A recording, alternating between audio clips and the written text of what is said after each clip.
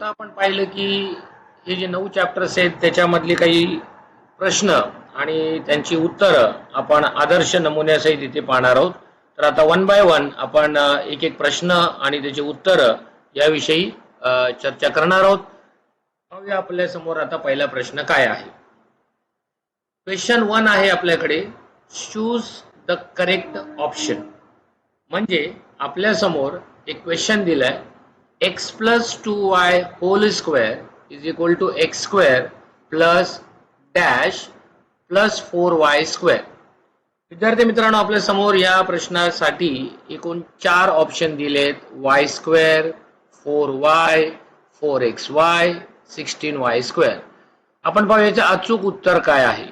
So आता आपण पाहिलं की एक्सपान्शन फॉर्म्युला मध्ये x plus 2y whole square हा a plus B whole square चा फॉर्म्युला आहे. a square plus 2ab plus b square. त्यातला आपल्याला फक्त मधल्या टर्मशी रिलेटेड विचारलेला आहे, कारण की पहिली टर्म आणि शेवटची टर्म आपल्याला माहिती आहे. त्यामुळे मधल्या टर्म कडे येऊया. सो 2 ने 2 ला मल्टिप्लाय केलं तर 4 येतील आणि x ने y ला मल्टिप्लाय केलं तर xy येईल. म्हणजे माझा आन्सर असणार आहे ऑप्शन सी. त्यामुळे मी इथे लिहिताना माझ्या आन्सर मध्ये केवळ आणि केवळ मी फक्त ऑप्शन सी असं लिहिणार आहे. फिल इन द ब्लँक्स भरण्याची गरज नाही, कारण की आपल्याला चूज द करेक्ट ऑप्शन म्हटलेलं आहे, फिल इन द ब्लँक्स म्हटलेली नाही आहे. विद्यार्थ्यांना विनंती आहे की प्रश्न काळजीपूर्वक वाचावा आणि प्रश्नाच्या अनुसरून आपल्याला त्या प्रश्नाचं उत्तर लिहिणं अपेक्षित आहे.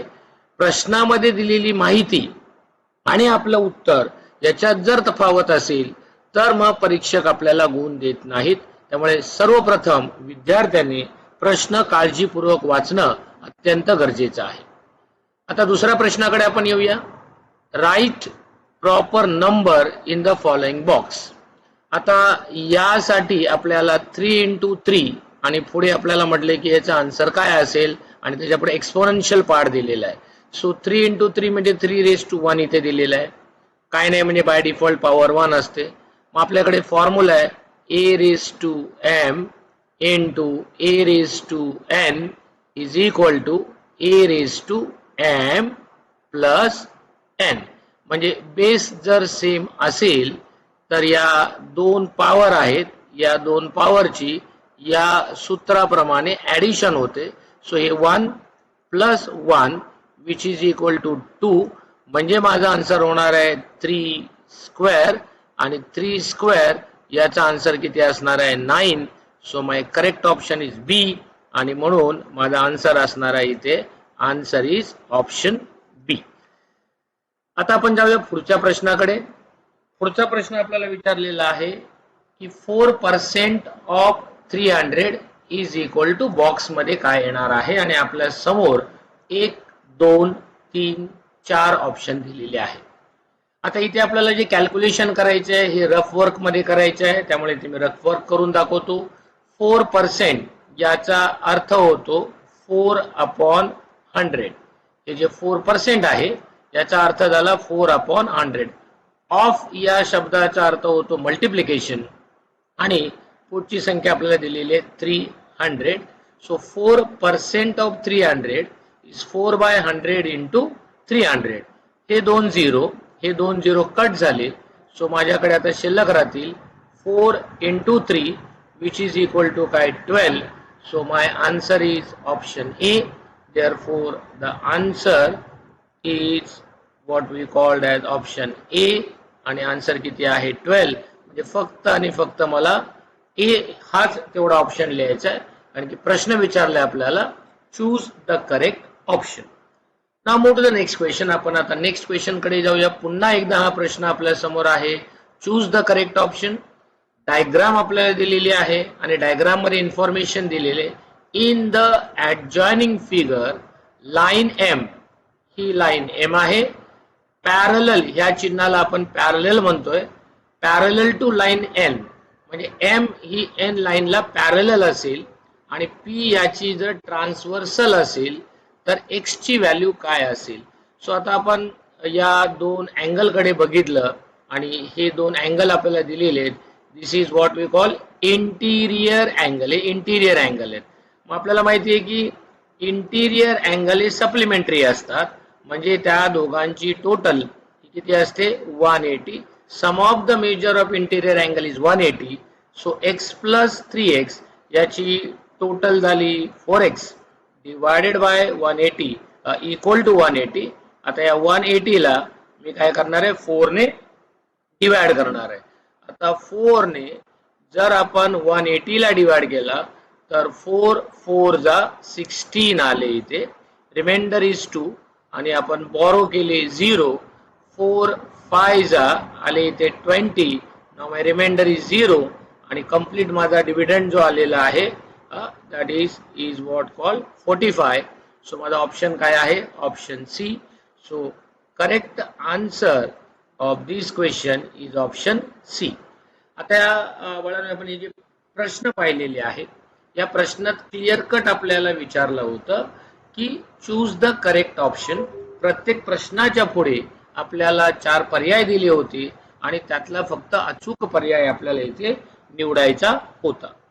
आता आपण येऊया पुढच्या प्रश्नाकडे. In a parallelogram opposite sides are dash. आता ज्या वेळेला आपण पॅरलोग्राम काढत आहोत तो इथे मी तुम्हाला पॅरलोग्रामची डायग्राम काढून दाखवतो जेणेकरून आपल्याला समजायला थोडं सोपं जाईल. सो समजा पॅरलोग्राम असेल तर त्याच्या अपोजिट साइड्स या नेहमी काय असतात कॉन्ग्रुएंट असतात. त्यालाच आपण दुसऱ्या भाषेमध्ये काय म्हणतो इक्वल. आणि आपल्याकडे ऑप्शन दिले इक्वल ओनली, म्हणजे इक्वल आहेत का तर उत्तर बरोबर आहे. पॅरलल ओनली हे पण उत्तर बरोबर आहे. इक्वल अँड पॅरलल म्हणजे एकाच वेळी दोन कंडिशन सॅटिस्फाय होतात. म्हणजे पॅरलोग्राम मध्ये अपोजिट साइड्स पॅरलल देखील असतात आणि इक्वल देखील असतात. त्यामुळे हा पर्याय जरी बरोबर असला तर हा तिसरा जो पर्याय आहे ऑप्शन सी या दोन्ही कंडिशन अँड याचा अर्थ होतो ही कंडिशन सुद्धा इक्वलची आणि पॅरललची दोन्ही सॅटिस्फाय झाल्या पाहिजेत. त्या दोन्ही इथे सॅटिस्फाय झालेल्या आहेत आणि म्हणून correct option is C, not A and not B for this particular question. So आता माझा इथे आन्सर असणार आहे that is called option C, equal and parallel. आता आपण जाऊया पुढच्या प्रश्नाकडे. पुढचा आपल्याला प्रश्न विचारला आहे. आता इथे जे प्रश्न विचारलेले आहेत या प्रश्नांमध्ये आपल्याला स्टेप्स करणं आवश्यक आहे, पायऱ्या करणं आवश्यक आहे. केवळ आपलं उत्तर डायरेक्ट लिहिलं असेल तर आपल्याला मार्क मिळत नाहीत, कारण की मॅथमॅटिकल फाउंडेशन मध्ये आपण 8वीच्या प्रश्नांची उत्तर लिहित असताना गणिताची ती मॅथमॅटिकली आणि लॉजिकली दोन्हीही पद्धतीने करेक्ट असणं गरजेचं आहे. चला आता बघूया आपल्याला प्रश्न काय विचारलेला आहे. Write following statement using symbol of variation. म्हणजे व्हेरिएशनचे सिम्बॉल वापरून मला लिहायचं आहे. तुलना काय केलेली आहे सर्कम्फरन्स. सो इथे लिहिणार मी circumference is C, that is our circle. आणि दुसरं काय दिलं माझ्या रेडियस ऑफ अ सर्कल. इथे लेटर काय यूज करायचं त्यांनी दिलेलं आहे त्यामुळे तेच लेटर आपल्याला वापरायचं आहे. कॅन सी कॅपिटल आहे, आर इथे स्मॉल आहे. Directly proportional. सो मी इथे आता इथे लिहिणार C is directly proportional to R. केवळ एवढं वाक्य लिहून चालणार नाही, तर याला आपण म्हणणार की this is called statement of variation. हे व्हेरिएशनचं काय आहे स्टेटमेंट आहे. त्याच्यानंतर C is equal to K into R where आता इथे म्हणणार आपण इक्वेशन ऑफ व्हेरिएशन. हे व्हेरिएशनचं इक्वेशन आहे आणि at the end C upon R is equal to K where K is equal to constant. So हे आपल्याला डिटेल लिहायचं आहे. जरी त्यांनी सिम्बॉलिक फॉर्म मध्ये विचारलेलं असलं तरी आपलं उत्तर हे परिपूर्ण या पद्धतीने असणं आवश्यक आहे. ते मॅथमॅटिकल आणि लॉजिकली दोन्ही दृष्ट्या करेक्ट असणं गरजेचं आहे. नेक्स्ट क्वेश्चन आपल्या समोर आहे. Solve the following sub question आणि ते विचारले एक्सपांड. विद्यार्थी मित्रांनो, ज्या वेळेला आपल्याला अशा प्रकारचा प्रश्न विचारला जाईल तर बऱ्याच वेळेला विद्यार्थी फक्त त्या प्रश्नाचं उत्तर लिहितात.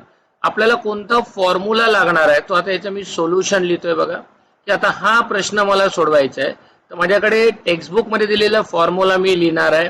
माझ्याकडे फॉर्म्युला आहे x plus A and x plus B असे दोन ब्रॅकेट असतील तर मला तो x square plus A plus B into x plus A B या पद्धतीने तो लिहिता येतो. मग आता इथे तुम्ही हा पहिला फॉर्म्युला लिहिणार आणि मग खाली वाक्य मी लिहिणार बाय युझिंग याचा आपण वापर केलेला आहे. आणि मग आता याचा वापर केल्यावर आता माझ्या समोर इक्वल टू साइन लिहिणार आहे मी. हे साइन अत्यंत महत्वाचं आहे प्रश्नाचं उत्तर लिहिताना. बऱ्याच वेळेला फक्त आपण काय करतो की आहे तसंच लिहितो. मॅथमॅटिक्स मध्ये सिम्बॉल नोटेशन अत्यंत महत्वाचं आहे. आता p प्लस 8 p मायनस 3 आता हे सूत्राने सोडवणं गरजेचं आहे. बरेचसे आमचे विद्यार्थी मित्र हे ब्रॅकेट ओपन करतील तर त्याला गुण दिले जाणार नाहीत. याची दक्षता घ्यायची आहे, कारण आपल्याला तो प्रश्न हा आपल्या इयत्ता 8च्या स्टँडर्ड नुसार फॉर्म्युला युटिलाइज करून लिहायचा आहे. म्हणून मी सुरुवातीच्या स्टेपला इथे फॉर्म्युला लिहिलेला आहे. सो आता माझ्याकडे तो फॉर्म्युला बनेल it is P square plus formula इथे 8 minus 3 into P plus it is in first bracket 8 minus 3. So final answer is असेल p square plus 8 minus 3 is 5p plus into minus is minus आणि 8 3 is 24. So याचं expansion जे असेल ते p square plus 5p plus आपल्याकडे येणारा 8 3 जा 24 हे त्याचं 24 हे काय असेल आन्सर असेल. So this is what we called as a final answer of this particular question. Next प्रश्न आपल्याला विचारलेला आहे express the following number in the index form. कशात विचारलं आपल्याला? इंडेक्स फॉर्म मध्ये लिहायचं आहे. सो आता 5th रूट ऑफ 13. सो आता इथे माझ्याकडे हा एला वरती जागा नाही म्हणून मी इथे खाली जागा करतो आणि ते ए चा आन्सर लिहितो. सो ए चा आन्सर काय विचारले? 5th route of 13. सो 13 मी त्याच्या बेस मध्ये लिहिले. कुठला रूट विचारला? 5th. सो 1/5. सो हे या पहिल्या क्वेश्चनचा आन्सर आहे 5th route of 13. B question जो मला दिलेला आहे दॅट इज विचारले 17. सो इथे मी 17 लिहिणार आहे. आणि क्यूब रूट म्हटलंय. सो क्यूब रूट मीन्स झाले 1/3. सो अशा पद्धतीने आपण ए आणि बी या दोन्ही प्रश्नांची उत्तरं ही या इंडेक्स फॉर्म मध्ये काय करता येतात? लिहिता येतात. पुढचा प्रश्न विचारलाय आपल्याला फॅक्टराइज. आता विद्यार्थी मित्रांनो, जसं आपण आपल्याला सांगितलं आहे की ज्या वेळेला कोणत्याही गणितातली आपण उत्तरं सोडवणार आहोत तर त्या मुद्देसूद पायऱ्या मॅथमॅटिकल आणि लॉजिकल या दोन्ही पद्धतीने असल्या पाहिजेत, तर आणि तरच आपल्याला गुण मिळतात. सो आता मला फॅक्टराइज करायचे आहेत म्हणून मी इक्वल टू जे दिलेलं आपल्याला क्वाड्रॅटिक पॉलिनॉमियल आहे ती इथे लिहिली. आता याचे मला फॅक्टर करायचे, मला रफ वर्क करायला लागणार आहे. फर्स्ट टर्म आणि लास्ट टर्म, फर्स्ट टर्म आणि ही लास्ट टर्म याचा आपण मल्टिप्लाय करतो. फर्स्ट टर्मचा कोएफिशियंट 1 आहे, लास्ट टर्मचा कोएफिशियंट 6 आहे आणि दोघांचं मल्टिप्लिकेशन केलं तर मला येणारी व्हॅल्यू ही 6 आहे. आता या 6 चे फॅक्टर आपल्याला असे पाडायचे आहेत की त्याची जी ऍडिशन आहे ती 5 आली पाहिजे. सो आपण 6 चे जर फॅक्टर पाडले तर ते येणार 3 आणि 2. So +3 +2 is gives me the middle term. जी मिडल टर्म मिळते आणि त्याच दोन संख्यांचं मल्टिप्लिकेशन मला +6 मिळते. सो कधीही फॅक्टर पाडल्यानंतर एक गोष्ट लक्षात घेणं गरजेचं आहे की शेवटच्या संख्यांचा गुणाकार आणि त्याच दोन संख्यांची बेरीज ही मिडल टर्म आली पाहिजे. सो आता इथे आपल्याला as per the condition product 6 आला आहे, सम 5 आलेला आहे. मग आता आपण त्याला स्प्लिट करू शकतो. तर पहिला टर्म आपण ॲज इट इज लिहिणार आहोत. मिडल टर्म जी आहे जी 5x आहे तिला स्प्लिट करून ती आपल्याकडे आली 3x प्लस 2x प्लस काय आहे 6. आता यामध्ये आपल्याला दोन टर्म्स आहेत, टोटल 4 टर्म्स आहेत, त्याच्या आपण दोन दोनच्या पेअर केल्या आणि आता याच्यामध्ये आपण कॉमन घेणार आहोत. सो एक्स स्क्वेअर आणि एक्स यामध्ये एक्स कॉमन आहे. या एक्स ने ह्या एक्स स्क्वेअर ला डिवाइड केला तर एक्स येईल. या एक्स ने 3x ला डिवाइड केला तर प्लस 3 येईल आणि प्लस 2 आणि 6 2 च्या टेबल येतात म्हणून 2 आपण कॉमन घेणार. 2 ने 2x ला डिवाइड केलं तर x येईल आणि 2 ने 6 ला डिवाइड केलं तर ते 3 येईल. सो x प्लस 3 हे दोन्ही ब्रॅकेट कॉमन येतील म्हणून ते मी पहिल्यांदा लिहिणार पहिल्यामध्ये आणि उरलेले जे दोन टर्म आहेत ते दुसऱ्यामध्ये. So now my final answer of the factorization of x square plus 5x plus 6 is x plus 3 आणि x plus 2 हे त्याचे काय झाले फॅक्टर झालेले आहे. नेक्स्ट क्वेश्चन कडे आपण येऊया. Marked price is 1700. सो आता याचं मी सोल्युशन लिहिणार आहे. सो माय सोल्युशन इज पहिली पायरी दिली मार्क प्राइस, मग मी त्याचं ॲब्रिव्हिएशन वापरलंय की मार्क प्राइस दिलेली आहे 1700. त्याच्यानंतर सेलिंग प्राइस ज्याला आपण SP असं म्हणतो. सो सेलिंग प्राइस आपल्याला दिलेली आहे ₹1540 आणि आपल्याला प्रश्न विचारला आहे की याच्यावरचा डिस्काउंट किती आहे. सो आता हा मी डेटा लिहिला. आता आपल्याला विचारलेल्या प्रश्नाचं उत्तर लिहायचं आहे म्हणून इथे देअरफॉर साइन लिहिलं. मी काय करायला सांगितलंय मला डिस्काउंट म्हणून मी आता इथे डिस्काउंटचा फॉर्म्युला लिहिणार. Discount is equal to marked price minus selling price. So marked price किती आहे 1700, सेलिंग प्राइस आहे 1540 आणि या दोघांचं आपण सबट्रॅक्शन केलं तर आपल्याकडे येणारं उत्तर हे काय असेल ₹160. म्हणजे डिस्काउंट कितीचा इथे मिळाला या उदाहरणामध्ये, तर या उदाहरणामध्ये मिळालेला डिस्काउंट हा असलेला ₹160 इतका आहे. पुढच्या प्रश्नाकडे जाऊया. आता पुढचा प्रश्न आपल्याला जो विचारला आहे तो आहे x प्लस 3 चा cube.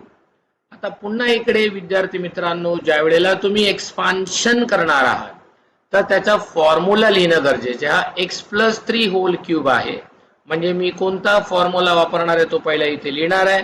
So a plus B whole cube is equal to a cube plus 3a square b plus 3ab square plus b cube हा त्याचा फॉर्म्युला आहे. आणि मला विचारलेलं सम आहे x प्लस 3 होल क्यूब. मग आता मी या फॉर्म्युला कंटिन्यू करणार आहे. सो इथे a म्हणजे x क्यूब होईल, 3a स्क्वेअर मीन्स x चा स्क्वेअर होईल, b म्हणजे इथे 3 होईल, परत इथे 3 आहे, a ची व्हॅल्यू x आहे, b ची व्हॅल्यू 3 चा स्क्वेअर आहे आणि b ची व्हॅल्यू परत 3 चा क्यूब आहे. आता याचं एक्सपान्शन आपण करणार आहोत. सो x क्यूब आला, x 3 इंटू 3 हे 9 झाले, x चा स्क्वेअर इथे x स्क्वेअर आला प्लस 3 स्क्वेअर 9, 9 3 जा 27, x इथे आले आणि शेवटी आपल्याकडे आहे 3 cube that is 27. So the final answer of this expansion is x cube plus 9x square plus 27x plus 27. आता आपल्याला पुढे प्रश्न विचारलाय ही कन्स्ट्रक्शन विचारले की draw a square ABCD with a side 5 centimetre. आता या प्रश्नाचं उत्तर लिहित असताना आपल्याला सगळ्यात पहिलं काय काढायचे आहे रफ फिगर काढायची आहे किंवा रफ डायग्राम ज्याला आपण म्हणू शकतो. सो स्क्वेअर मला काढायला सांगितलं आहे म्हणून मी युजिंग अ स्केल काय करणार आहे एक स्क्वेअर काढणार आहे. स्क्वेअरचा प्रत्येक अँगल 90 डिग्री असतो हे आपल्याला माहिती आहे. या अनुषंगाने मी प्रत्येक अँगल 90 काढणार आहे. त्याच्या सगळ्या साइड या कॉन्ग्रुएंट असतात, इक्वल असतात म्हणून मी इक्वल टूचं साइन काढलंय आणि त्यांनी सांगितलंय की साइड या 5 सेंटीमीटर आहेत, तर आपल्याला इन्फॉर्मेशन प्रमाणे स्क्वेअरच्या सगळ्या साइड इक्वल असतात, म्हणून या सगळ्याच्या सगळ्या 5 येतील. आता आपल्याला फेअर फिगर काढायची आहे. ही रफ फिगर काढली. आता फेअर फिगर मी जरी इथे हाताने काढत असलो तरी तुम्हाला फेअर फिगर काढत असताना स्केल, प्रोट्रॅक्टर आणि पेन्सिल याचा वापर करूनच त्या काढायच्या आहेत. सो मी आता पहिलं एक सरळ एक रेषा काढणार आहे, so what we call line, आणि याच्यावर आपल्याला 5 सेंटीमीटर घ्यायचे आहेत. रफ फिगर मध्ये आपल्याला सांगितले की तो ABCD आहे, so you can label it is ABCD. त्यातला इथे मी घेतलेला आहे BC is equal to 5 centimetre. अशी स्पष्ट रेषा आपल्याला दिसली पाहिजे. आता इथे 90च्या इथे मी प्रोट्रॅक्टर ठेवणार आहे आणि प्रोट्रॅक्टर इथे 90चा पॉइंट घेणार आहे आणि इथून सरळ एक काय काढणार आहे रे, आणि इथे 90चा मी सिम्बॉल काढणार आहे. सिमिलरली D वर आपण ठेवणार आहोत आणि इथून पण एक प्रोट्रॅक्टरच्या साहाय्याने आपण 90 डिग्री काढणार आहोत. आणि आता आपल्याला हे B to A distance five, compass घेणार आपण आणि B वरून फायचा आर्क इकडे काढणार, C वरून इकडे एक आर्क काढणार आणि इथे लिहिणार me this is 5 centimetre, this is 5 centimetre, आणि त्यानंतर मी हा जॉईन करणार आणि त्याला लेबलिंग करणार ABCD. सो अँड त्याच्या ज्या व्हॅल्यूज आहेत त्या पण मी लिहिणार. So this is my rough figure and this is my fair figure. Both are required to draw the construction, किंवा कन्स्ट्रक्शन पूर्ण करताना त्या दोन्ही डायग्राम काढणं आपल्याला गरजेचं आहे. परत एक कन्स्ट्रक्शन विचारले आपल्याला. आता या कन्स्ट्रक्शनला रफ डायग्राम काढण्याची काही गरज नाही, पण आपल्याला वाटत असेल रफ डायग्राम काढावी तर हरकत नाही. तर आपण रफ फिगर काढल्यामुळे आपल्याला तो प्रश्न कसा असणार आहे, ऍक्च्युअल डायग्राम कशी काढायची याची आपल्याला आयडिया येते, म्हणून रफ डायग्राम काढायचे. तर आपण रफ डायग्राम काढूया. इथे ड्रॉ द लाईन L म्हटलंय, सो मी इथे ड्रॉ द लाईन L काढली. Take a point A outside the line. A हा जो पॉइंट आहे लाईनच्या आउटसाइड आहे आणि एका पॉइंट मधून जाताना एकच लाईन काढता येते असं आपल्याला, मेनी कॅन बी ड्रॉन, पण ऍट पॉइंट प्रेझेंट आपण एक ड्रॉ करू शकतो आणि पॅरलल आपल्याला एकच ड्रॉ करता येते. सो L आणि हा काढलेला लाईन हा पॅरलल आहे थ्रू द पॉइंट A आणि याला आपण नाव देऊया M. आता ही माझी झाली रफ फिगर. आता फेअर फिगर मला काढायची आहे. तर फेअर फिगर काढताना आपण इथे L घेणार आहोत. त्यानंतर you can use a set square, म्हणजे जो आपल्याकडे सेट स्क्वेअर असतो तो 90 वाला जो सर्वांना माहिती असेल अशा पद्धतीचा, तो इकडे घ्यायचा आणि इथे कुठेही एक पॉइंट घ्यायचा आहे आणि या पॉइंट मधून जाणारी आपल्याला एक लाईन काढायची आहे आणि त्या लाईनला नाव दिलं मी M. आणि आता ही माझी लाईन जी आहे ही पॅरलल झाली, त्याचबरोबर ती A पॉइंट मधून सुद्धा गेली. Condition satisfy. ज्या वेळेला कन्स्ट्रक्शनचं आपण उत्तर लिहिणार आहोत तर rough diagram followed by fair diagram आणि त्याचे जे पॉइंट्स आहेत ते सगळे त्यात लिहिले गेलेत का नाहीत याची काळजी घेणं विद्यार्थ्याने गरजेचं आहे. नेक्स्ट क्वेश्चन आहे आपल्याला विचारलेला की find the cube root of 729. आता आपल्याला विचारलेला प्रश्न आहे क्यूब रूट ऑफ 729. आपल्याला सर्वांना माहिती आहे की आपल्याला ॲज अ 8th स्टँडर्डचा स्टुडंट असेल तर आपल्याला 10 पर्यंतचे क्यूब रूट आले पाहिजेत. आता युनिट प्लेसला याच्या 9 आहे, म्हणजे हा असलेला 3चा क्यूब किंवा 9चा असू शकतो. तर इथे 3चा असू शकत नाही, 3 डिजिटचा आहे. मग आपण याला फॅक्टरायझेशन करून हा आपल्याला 9चा क्यूब आहे. 729 इज अ क्यूब ऑफ 9. त्याचे तुम्ही फॅक्टर देखील पाडून आपल्याला ठरवता येतं की तो 9चा क्यूब आहे का नाही. सो मी इथे 9 ने डिवाइड केलं. 9 8 जा 72. त्याच्यानंतर आले आपल्याकडे 9 1 जा 9. आता त्याच्यानंतर परत 9 ने डिवाइड केलं तर 9 9 जा 81 आणि 9 1 जा 9.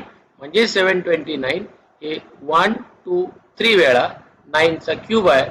म्हणजे ते मला 9 रेज टू 3 रेज टू 1/3 या पॅटर्न मध्ये लिहिता येतील. क्यूब आणि क्यूब रूट कॅन्सल होईल. फायनल आन्सर 9 रेज टू 1, म्हणजे माझा आन्सर हे काय असेल 9. So this is the final answer and therefore cube root of 729 is 9. अशा पद्धतीने आपल्याला त्याचा आन्सर लिहिता येईल. आता आपल्याला हा जो क्वेश्चन विचारलाय, write the rational number. Rational number म्हणजे काय की जो नंबर P अपॉन Q म्हणजे जो या फॉर्म मध्ये लिहिता येतो. P अपॉन Q म्हणजे न्यूमरेटर आहे, डिनॉमिनेटर आहे आणि त्याचा डिनॉमिनेटर 0 नाही आहे. तर अशा संख्येला आपण रॅशनल नंबर असं म्हणतो. आता या रॅशनल नंबरला मला डेसिमल फॉर्म मध्ये लिहायचं आहे. तर आपण काय करणार आहोत, डेसिमल फॉर्म मध्ये जर आपल्याला लिहायचं असेल तर मला 14 ने 9 ला काय करायचंय, डिवाइड करायचं आहे. 14 डिवाइडेड बाय 9. डिनॉमिनेटरची संख्या आपण बाहेर घेणार आहोत, न्यूमरेटरची संख्या आपण आतमध्ये ठेवणार आहोत.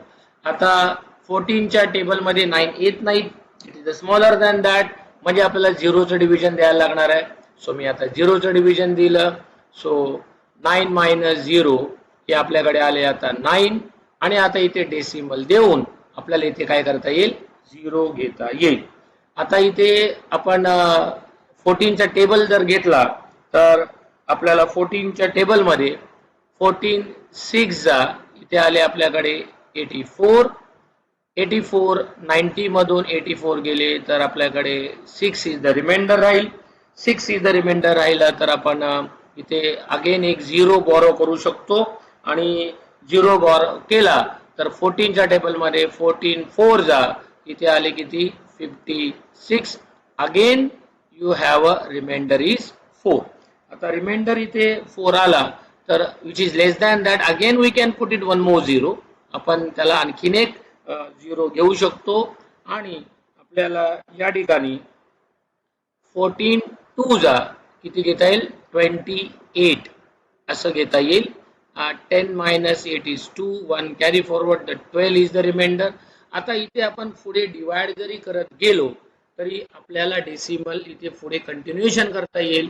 परंतु तो प्रश्न आपल्याला 1-2 मार्काला असल्यामुळे 3 डेसिमल प्लेस पर्यंत ओके आहे आणि आपल्याला त्याने डेसिमल फॉर्म मध्ये लिहायला सांगितलंय. सो आपण त्याचा आन्सर 9/14 इज इक्वल टू 0.642.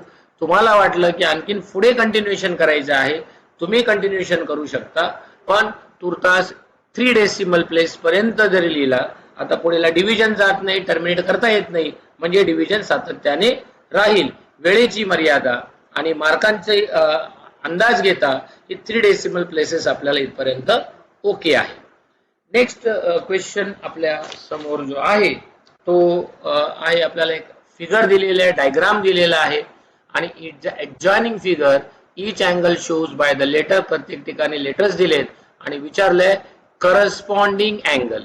तर आपल्याकडे P चा करस्पॉन्डिंग अँगल W आहे. सो P चा करस्पॉन्डिंग अँगल W. त्यानंतर Q चा करस्पॉन्डिंग अँगल X आहे. सो Q चा करस्पॉन्डिंग अँगल X आहे. R लाईनच्या खालच्या बाजूला आहे. सो लाईनच्या खालच्या बाजूला असेल तर याचा करस्पॉन्डिंग अँगल हा Y येईल आणि त्यानंतर S हा लाईनच्या खालच्या बाजूला आहे, त्यामुळे याचा करस्पॉन्डिंग अँगल काय येणार आहे Z. सो अँगल Z हे अँगलचं चिन्ह लिहिणं आवश्यक आहे. त्यानंतर विचारले इंटिरियर अल्टरनेट अँगल, जे साधारणतः Z पॅटर्न फिगर मेंटेन करतात, बनवतात, त्याला आपण इंटिरियर अँगल म्हणतो. सो इंटिरियर अल्टरनेट अँगल म्हणतो. S चा अल्टरनेट अँगल हा इथे असलेला X आहे आणि W चा असलेला आपल्याकडे काय आहे R आहे.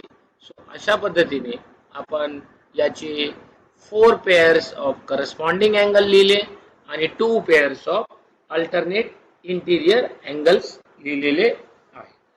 आता पुढचा क्वेश्चन जो आपल्याला विचारलेला आहे, ज्यामध्ये विचारले की expand 7x minus 3y hole cube. विद्यार्थी मित्रांनो, आत्ताच आपण याच्यावर आधारित एक गणित सोडवलेलं आहे आणि लक्षात घ्यायचं की तुम्ही कोणतेही गणित जेव्हा सोडवणार आहात एक्सपांडच्या बाबतीमधलं, तर त्याचं फॉर्म्युला लिहिणं अत्यावश्यक आहे. सो आता इथे a minus b whole cube हा फॉर्म्युला इथे ऍप्लिकेबल होईल. मग आता तो फॉर्म्युला आहे a cube minus 3a square b plus 3ab square plus असलेला क्यूब. आता या फॉर्म्युल्याचा आपण इथे यूज केला तर आता दिलेलं सम आपल्याला 7x मायनस 3y काय आहे क्यूब आहे. सो आता मी युजिंग द फॉर्म्युलाकडे येतो.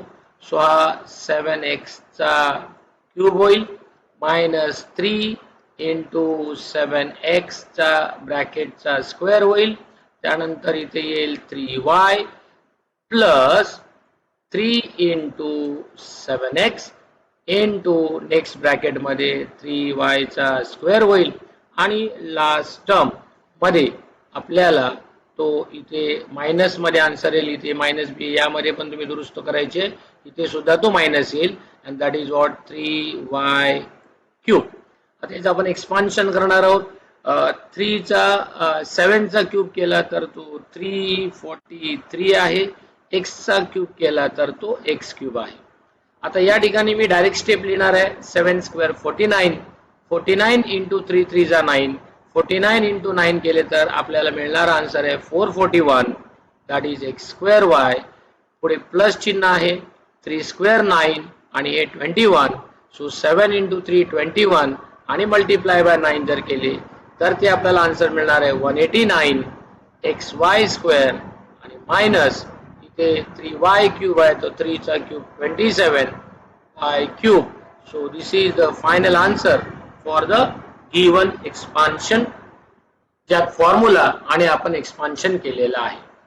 फॅक्टरायझेशन, अगेन फॅक्टरायझेशन मध्ये आपल्याला पुन्हा एकदा दिलेलं सम जे आहे हे y क्यूब मायनस 27 आहे.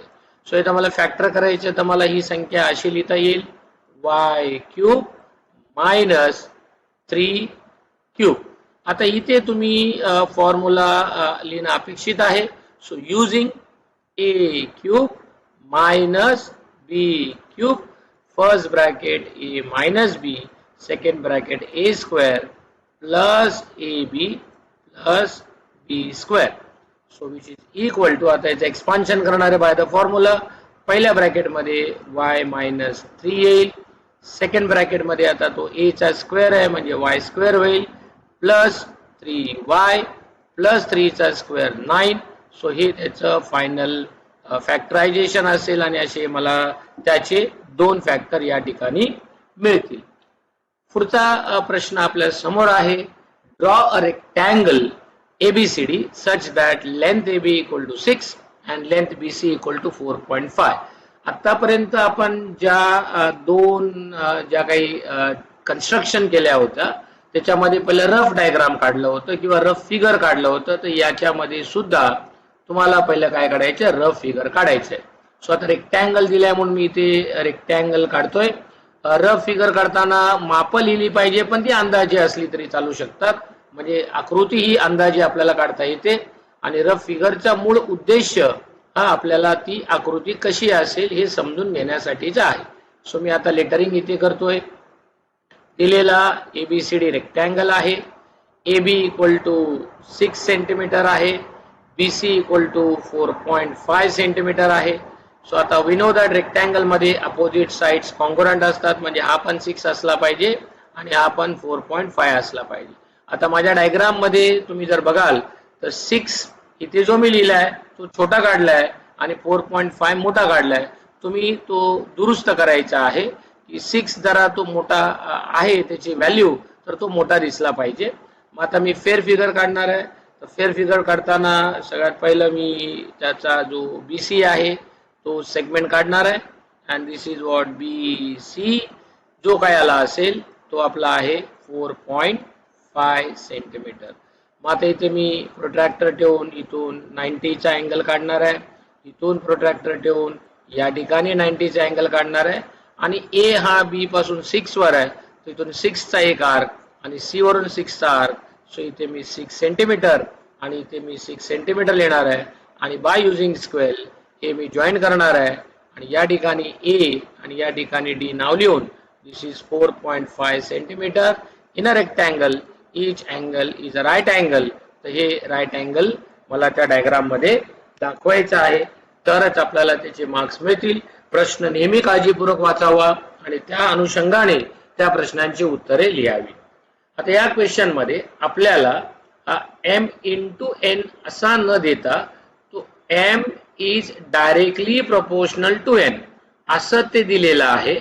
आणि when m equal to 154 n equal to 7 then find the value of m when n equal to 14 असा आपल्याला प्रश्न विचारला आहे.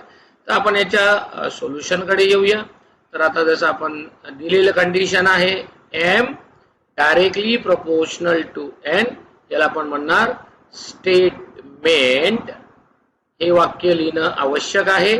या प्रकारची वाक्य लिहिणं गरजेचं असतात तरच ती आपल्याला मार्क मिळतात. नाही तर बऱ्याच वेळेला आपल्याला असं वाटायला लागतं की मी फक्त स्टेप्स केल्यात तर मला मार्क मिळतील, तर तशा मिळत नाहीत. तर त्या लॉजिकली आणि मॅथमॅटिकली दोन्ही करेक्ट असल्या पाहिजेत. m is directly proportional to n, so m is equal to k into n. याला आपण म्हणणार इक्वेशन ऑफ व्हेरिएशन.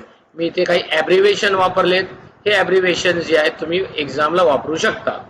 आता इथे मला दिलेली व्हॅल्यू आहे ज्यामध्ये m into k into n आहे. So m equal to k upon n. So m by n is equal to k where k is equal to काय आहे, कॉन्स्टंट आहे. ते पण लिहिणं आपल्याला गरजेचं आहे. सो आता आपल्याला काय काय व्हॅल्यूज दिल्या आहेत बघा.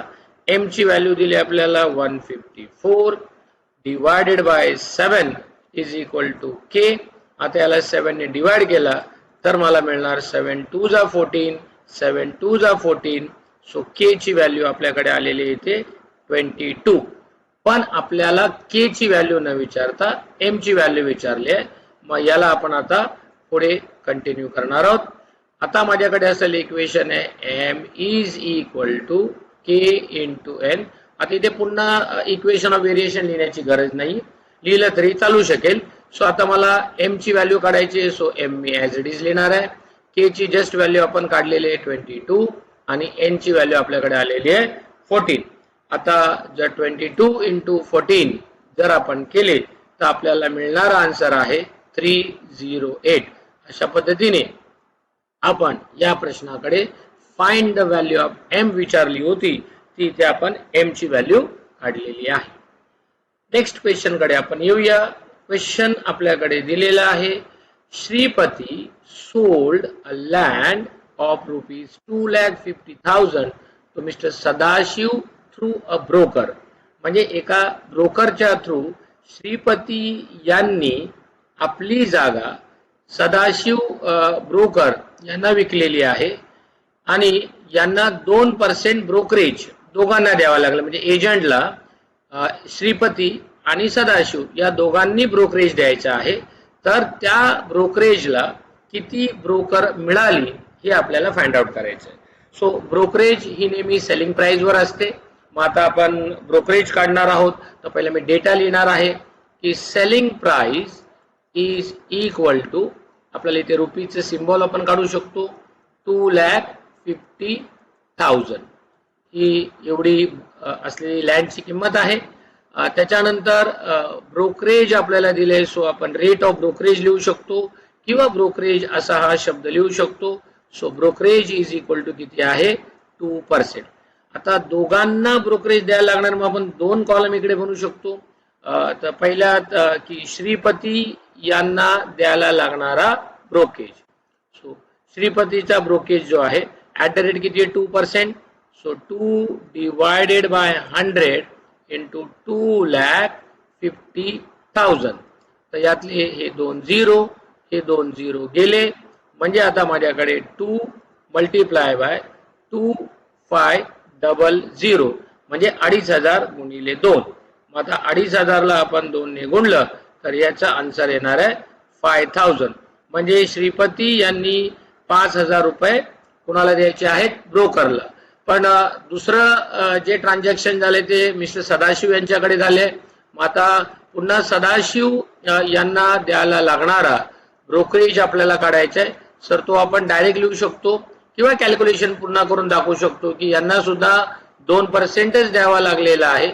सो त्याचे सुद्धा आपण 2,50,000 जे इथे आपण कॅल्क्युलेशन केले त्याप्रमाणे इथे आपण जे कॅल्क्युलेशन केले ते कॅरी फॉरवर्ड करू.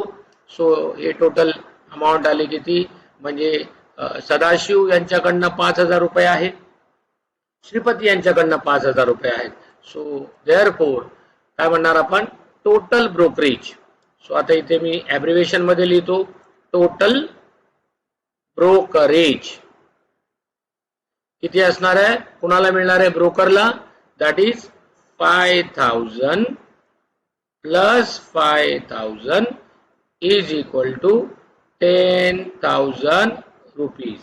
म्हणजे त्या ब्रोकरला मिळणारी एकूण जी रक्कम असेल ही टोटल असणार आहे 10,000 रुपये. नेक्स्ट क्वेश्चन कडे आपण जाऊया. पुढच्या आपल्या समोर क्वेश्चन आहे की आपल्याला दिलेला पॅरलोग्राम आहे. अगोदरच आपण या क्वेश्चनच्या मध्ये एक पॅरलोग्राम बद्दल माहिती पाहिली होती. आता पॅरलोग्रामच्या बद्दलची काही वैशिष्ट्य माहिती असली पाहिजेत आपल्याला या प्रश्नाचं उत्तर लिहिताना. सो आपण बघूया की पॅरलोग्रामची वैशिष्ट्य काय आहेत, कॅरेक्टरिस्टिक काय आहे. In a parallelogram opposite sides are congruent. म्हणजे WZ ची जी व्हॅल्यू असेल तीच XY ची व्हॅल्यू असेल आणि WX ची जी व्हॅल्यू असेल तीच ZY ची असेल.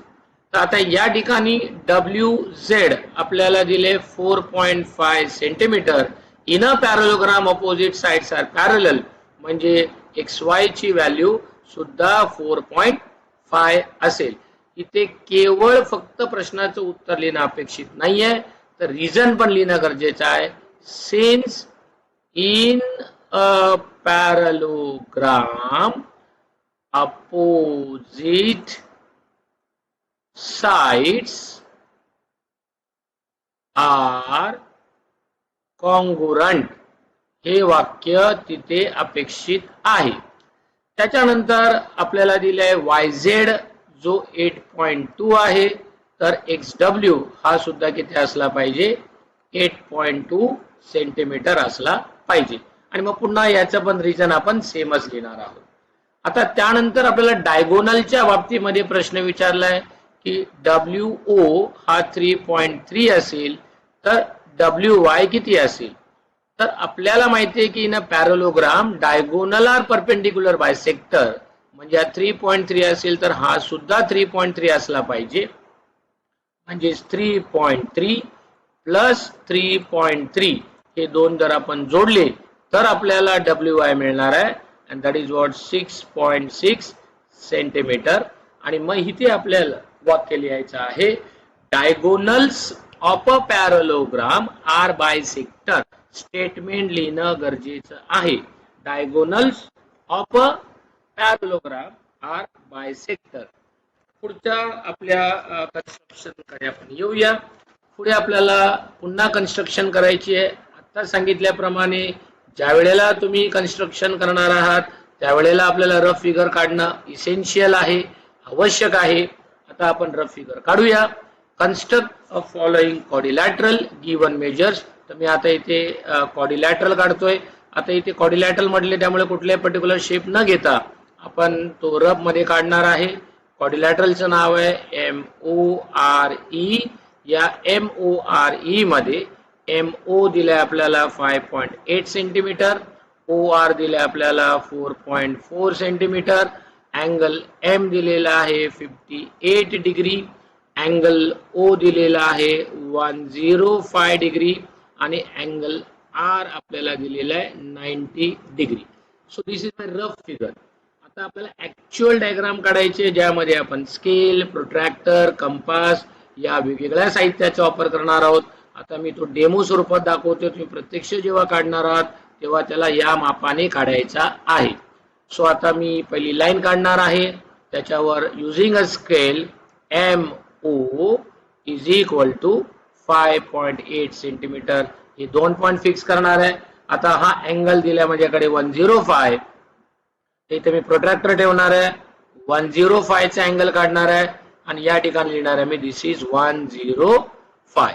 आणि त्यानंतर R इथून 4.4 वर आहे. सो 4.4 चा मी R काढणार आहे and this is my 4.4 centimetre. M fix झाला, O फिक्स झाला, R फिक्स झाला. आता मला E हा फिक्स करायचा आहे. सो E फिक्स करायचा आहे तर यासाठी मला आता ज्या व्हॅल्यूज दिलेल्या आहेत, M ची व्हॅल्यू काय 58 आहे. तर इथे मी आता प्रोट्रॅक्टर ठेवणार आहे आणि 58 ॲक्यूट अँगल आहे तर इथे मी हा 58चा या ठिकाणी अँगल काढला 58 डिग्री. त्यानंतर आर जो आहे इथून 90चा काढा, इथे मी प्रोडक्ट आणून इथून आर इक्वल टू काय काढणार मी 90चा अँगल काढणार आणि या ठिकाणी लिहिणार मी 90 आणि याचा जो पॉइंट ऑफ इंटरसेक्शन असेल तो माझा पॉइंट काय असेल ई. आणि अशा पद्धतीने माझा तो क्वेश्चन आहे कन्स्ट्रक्ट द फॉलोइंग क्वाड्रिलॅटरल तो इथे काय होईल कंप्लीट होईल. आता पुढची आपल्याला कन्स्ट्रक्शन या ठिकाणी विचारले आहे draw and acute angle triangle PQR. आता ॲक्यूट अँगल ट्रायंगल PQR आपल्याला काढायचा असेल तर आपण कोणताही एक ॲक्यूट अँगल काढू शकतो. इथे मी रफली तुम्हाला काढून दाखवतो. PQR आम्ही एक कोणत्याही मापाचा असलेला ॲक्यूट. आपण सोपं काम करूया की हे सगळं फाय हे फाय आणि हे फाय घेऊया. ओके, सो मी 5चा आपण ट्रायंगल काढलाय.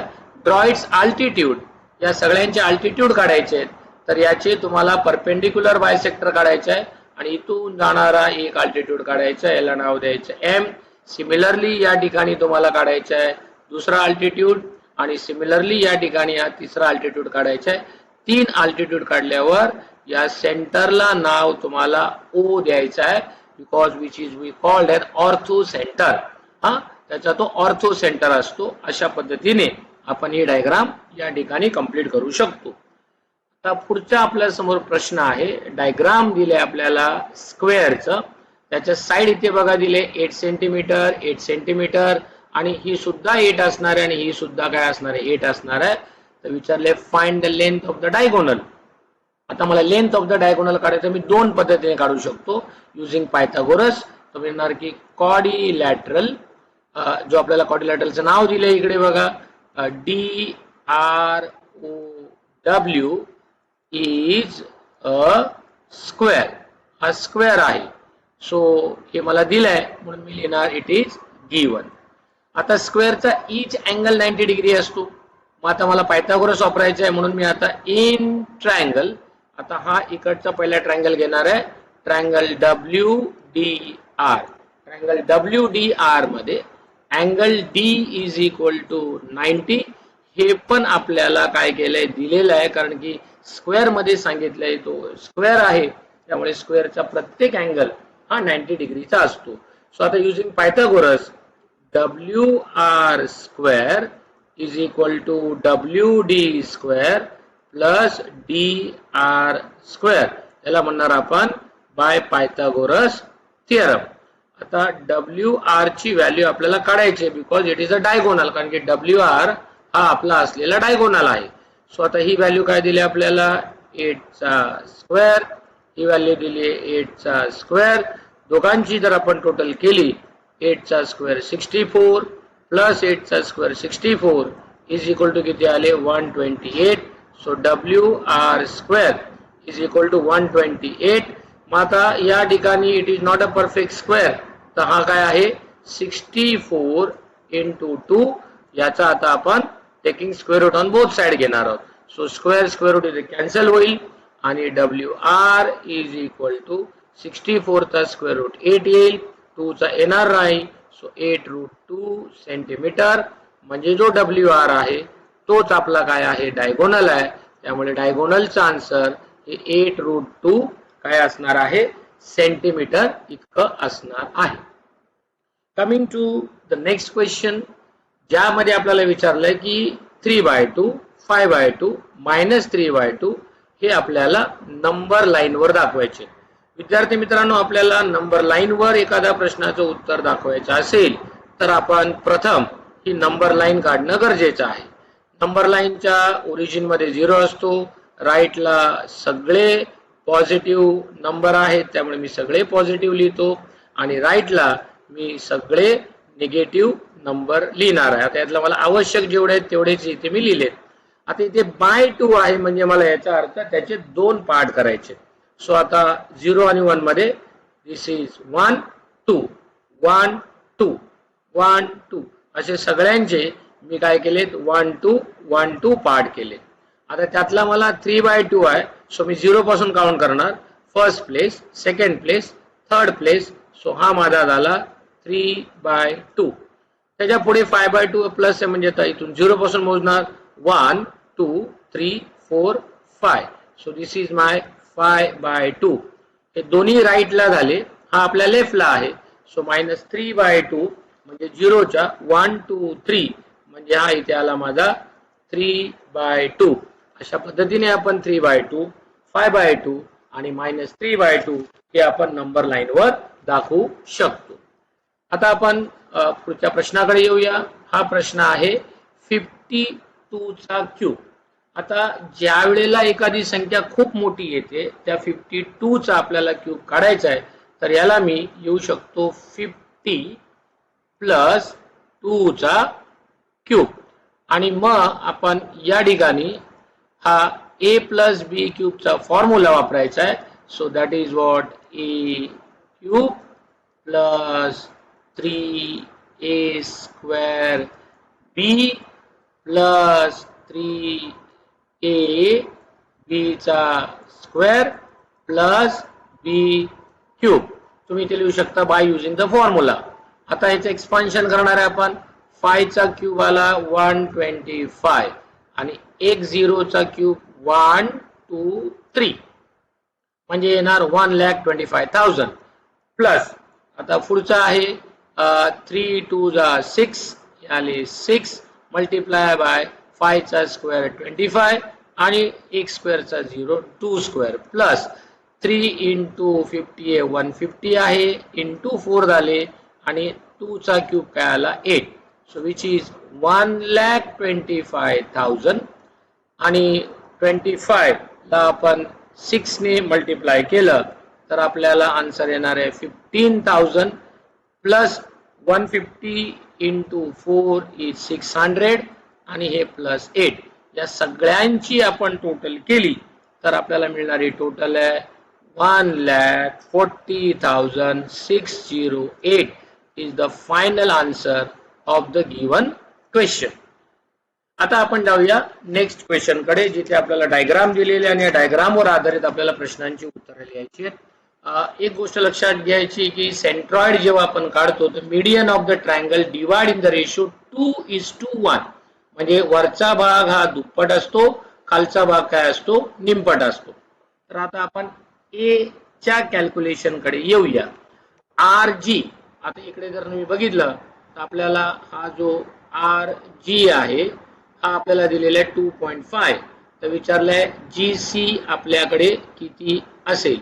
सो आता याचं कॅल्क्युलेशन करताना आपण पहिलं जे कॅल्क्युलेशन आहे यामध्ये आपण जी सी कॅल्क्युलेट करणार आहोत. काय कॅल्क्युलेट करणार आहोत?